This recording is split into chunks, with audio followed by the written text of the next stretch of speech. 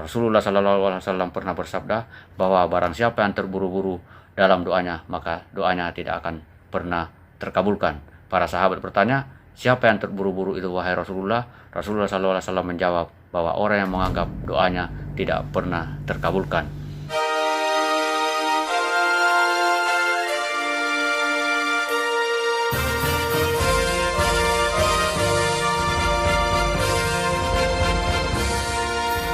Lights are on. Lights are on.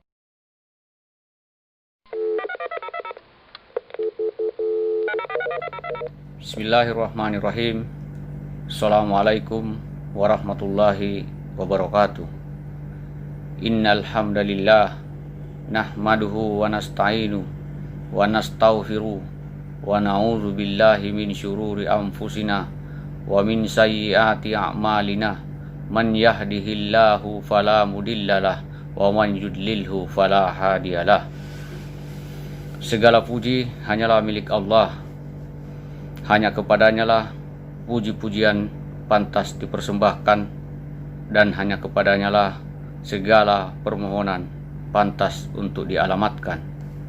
Kepadanya pula lah kita memohon ampunan atas keburukan diri-diri kita, keburukan amal-amal kita.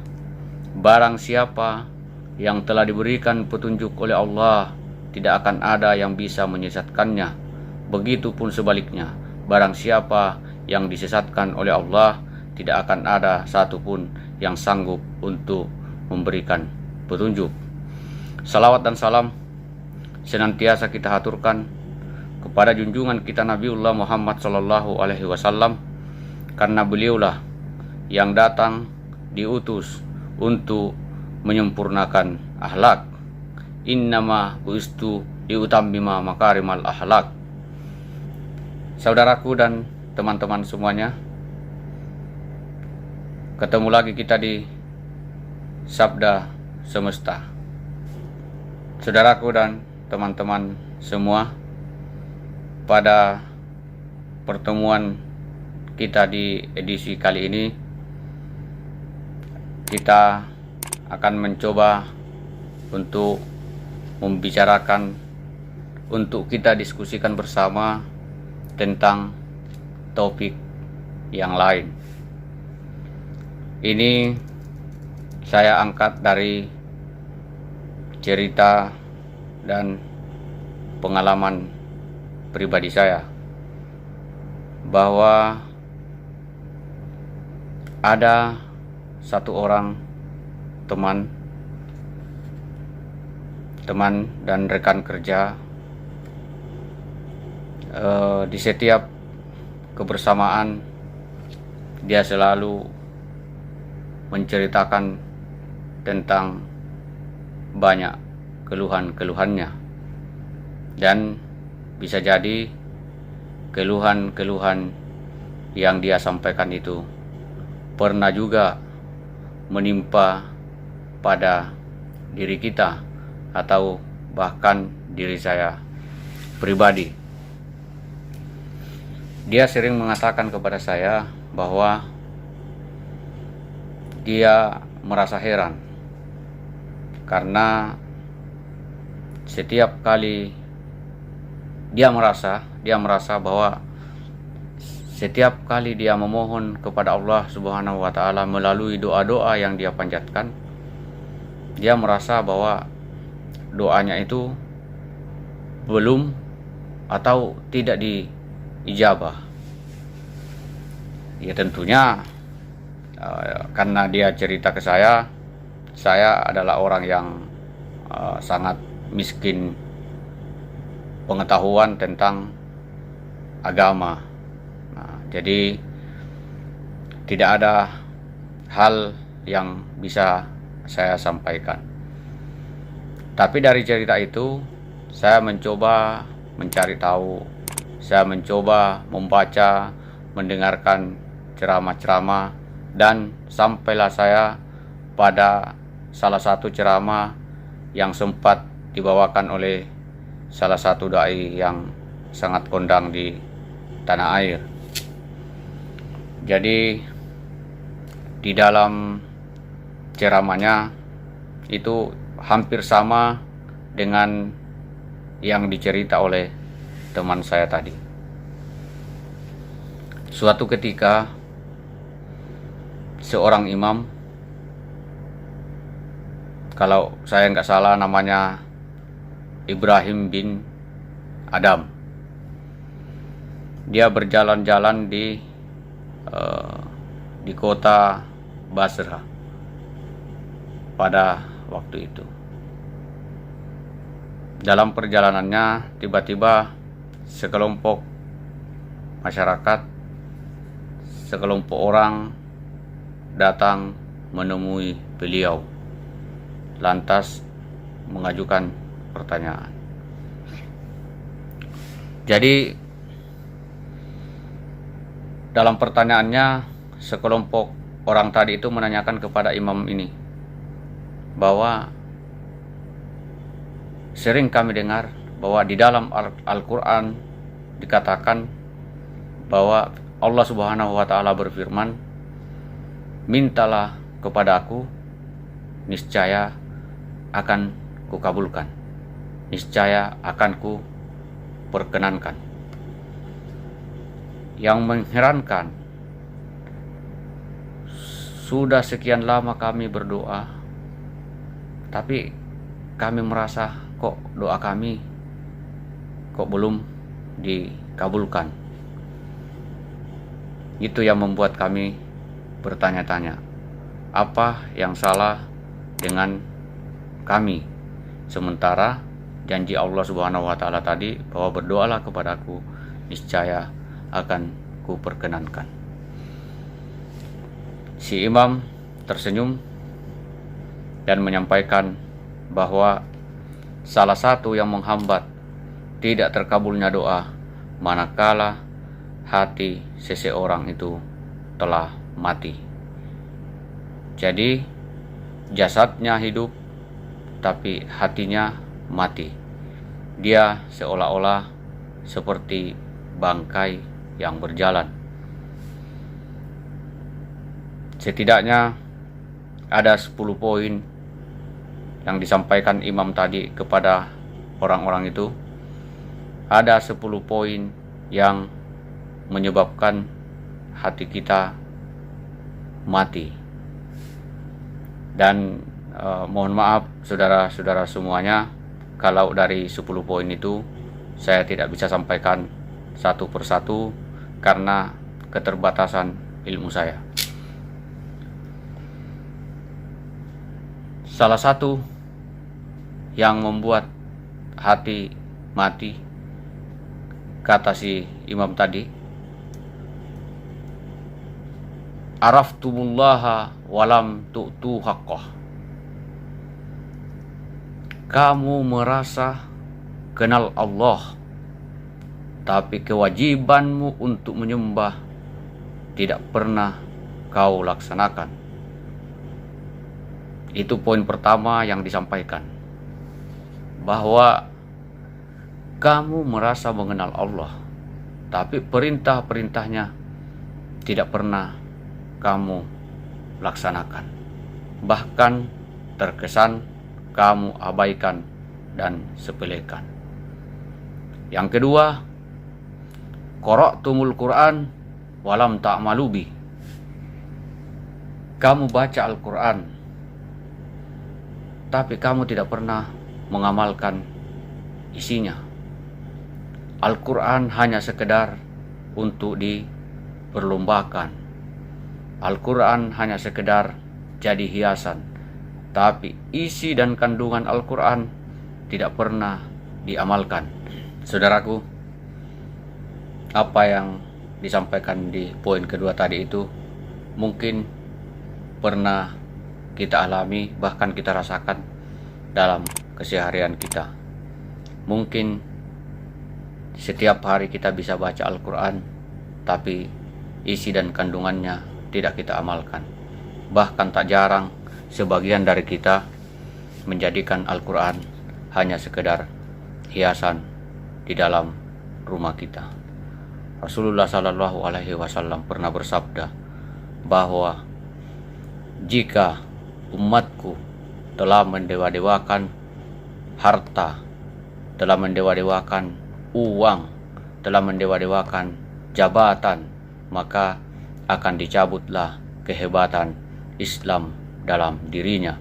Idza as-samat ummati wa fi riwayatin dinaran wa dirhaman nusiat minha haibatul Islam wa ira turikatil amru wan nahyu anil munkari hurimat alaihim barakatil wahyu. Bahwa jika umatku sudah tidak peduli, sudah mengabaikan apa yang disebut dengan amar ma'ruf nahi mungkar, maka akan dicabutlah keberkahan wahyu itu. Wa idza tasabat ummati sakatat min ainillah. Apabila umatku sudah saling berbantah-bantahan, maka jatuhlah mereka di dalam pandangan Allah Subhanahu wa taala. Naudzubillah. Saudaraku, poin ketiga yang menjadi penyebab hati kita mati adalah iddaitum annakum min ummati Muhammad sallallahu alaihi wasallam walam ta'malu bisunnati. Bahwa kita mengaku sebagai umat Muhammad sallallahu alaihi wasallam, tapi sunnahnya tidak pernah kita amalkan dan laksanakan. Bahkan tak jarang kita melaksanakan amalan-amalan yang bertentangan dengan apa yang disampaikan, apa yang disunnahkan oleh Rasulullah Sallallahu Alaihi Wasallam. Saudaraku dan teman-teman semuanya, poin yang keempat yang menjadi penyebab hati kita menjadi mati adalah akaltum nikmat rabbikum walam tashkurullah. Bahwa kamu setiap hari memakan nikmat dari Allah Subhanahu wa taala, tapi kamu tidak pernah mensyukurinya. Saudaraku, sungguh banyak nikmat yang kita dapatkan, dan itu dari Allah Subhanahu wa taala. Cuma mari kita merenung, pernahkah kita sedikit saja bersyukur atas semua nikmat yang diberikan kepada kita, yang dikaruniakan kepada kita?